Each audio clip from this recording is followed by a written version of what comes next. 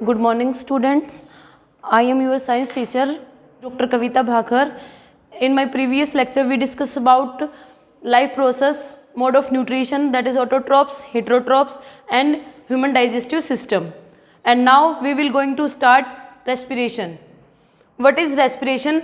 Respiration is a process in living organism involving the production of energy, typically with the intake of oxygen and release carbon dioxide from the oxidation of complex organic substances.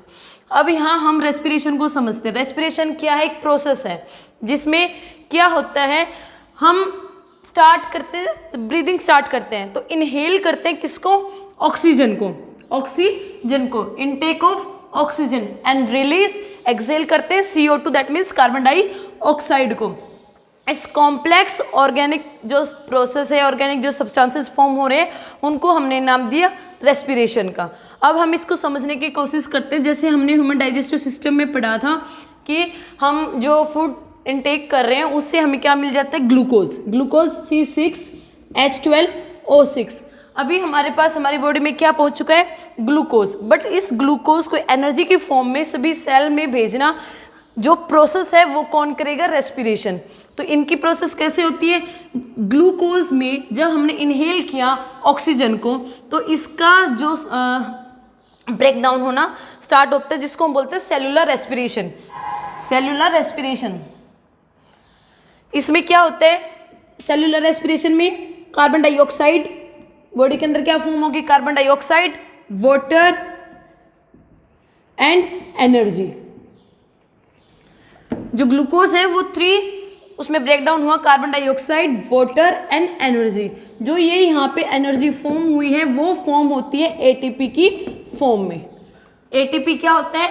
Adeno triphosphate. Adeno triphosphate. यहाँ पे जो ATPs होती हैं ये 38 ATPs हमें energy की मिलती हैं. इससे पहले जो हम ब्रीदिंग या वो उसमें हमारे होते हैं, जो ये फॉस्फेट की जो टर्म है ये 2 होते हैं, ADP stand for adeno diphosphate, या फिर इसको हम बोल सकते हैं एडिनोसाइन बी. Die means 2.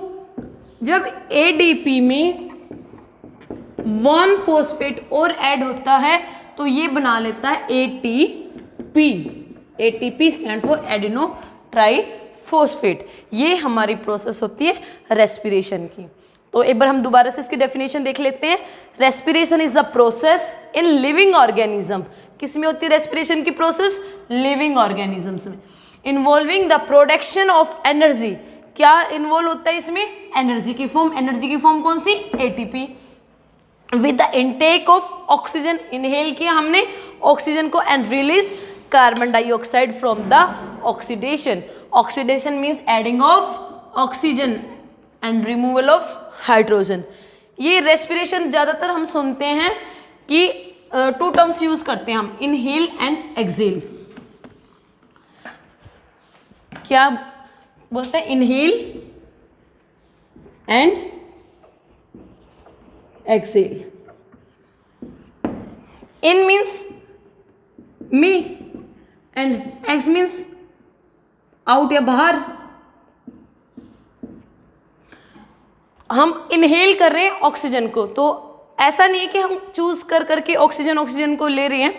हम यहाँ पे इनहेल करते हैं एयर को. कौन सी एयर को? Rich of oxygen. कौन सी एयर को इनहेल करते हैं? जो ऑक्सीजन से रिच है. एंड एक्सेल करते हैं हम किसको? एयर को. बाहर भी हम किसको निकालते हैं? एयर को. बट यहाँ पे जो एयर होती है वो रिच होती है कार्बन डाइऑक्साइड से. Carbon dioxide. ये हमारी रेस्पिरेशन होती है.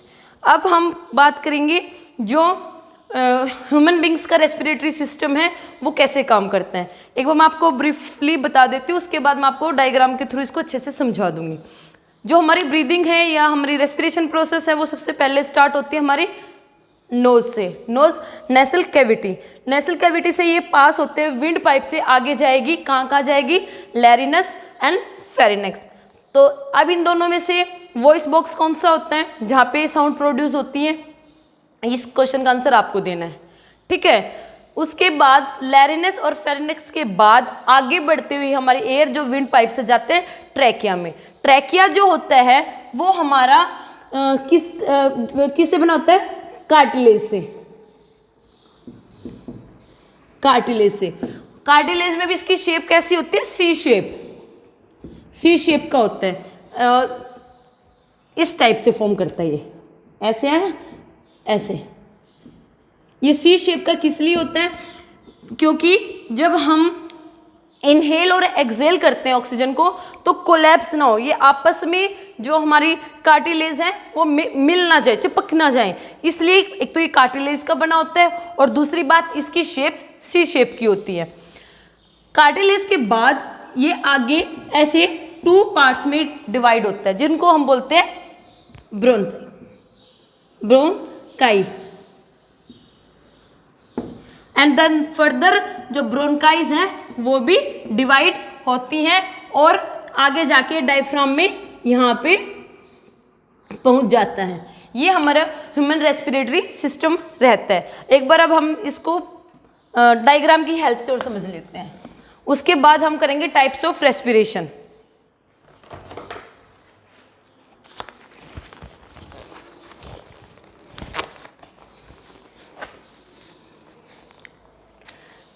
मैंने आपको बताया कि एयर सबसे पहले पास होगी नेसल पैसेज से, उसके बाद विंड पाइप के थ्रू ये आगे जाएगी। विंड पाइप में जो हमारे यहाँ पे होता है एम्पल, एडम एम्पल, जो ज़्यादातर जेंट्स के होता है, यहाँ हमारे 2 बॉक्सेस होते हैं, फेरिनेक्स एंड लैरिनेक्स। लैरिनेक्स जो होता है वो हमारा वॉइस बॉक्स होता है।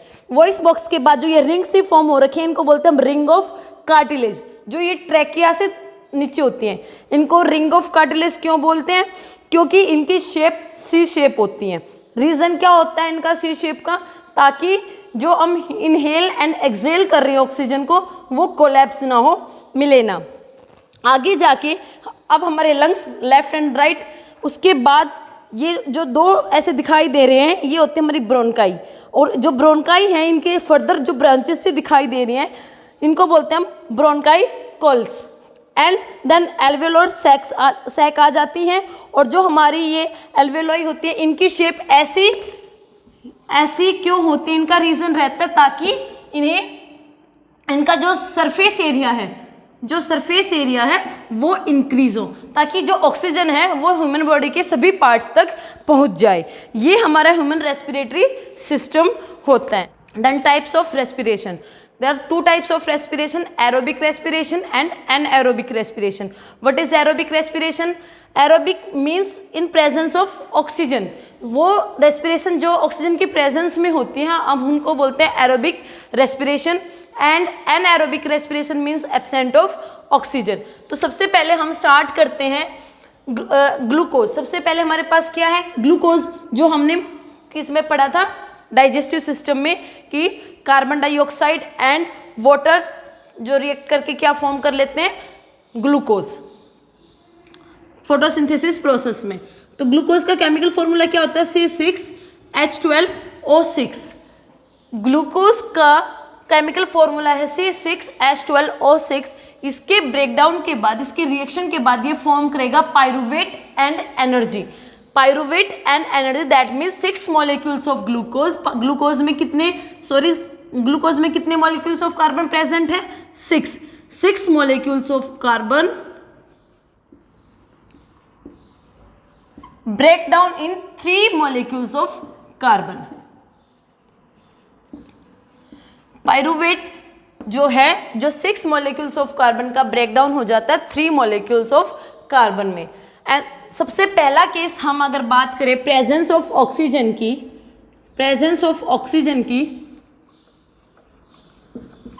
ऑक्सीजन मीन्स ऑक्सीजन का प्रेजेंट होना, तो ये क्या बनाएगा, इसकी फर्स्ट केमिकल इक्वेशन क्या रहेगी प्रेजेंस ऑफ ऑक्सीजन की, ग्लूकोज C6H12O6। ग्लूकोज से ब्रेक डाउन हुआ इसका पायरूवेट में,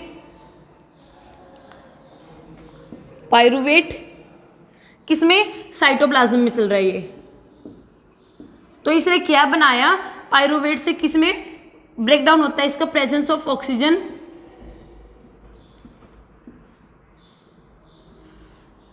पायरुवेट जो किस में कन्वर्ट होता है बॉडी के अंदर जाके, CO2 कार्बन डाइऑक्साइड प्लस में water and energy.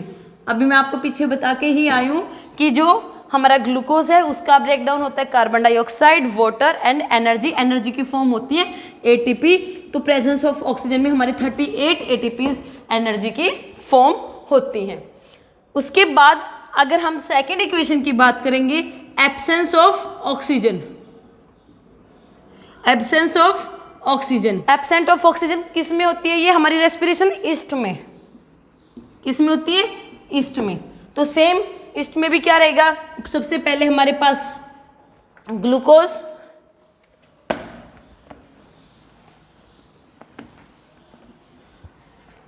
Glucose C6H12O6। Glucose का ब्रेकडाउन होगा पायरुवेट में and then absence of oxygen हमेशा किस में होगी?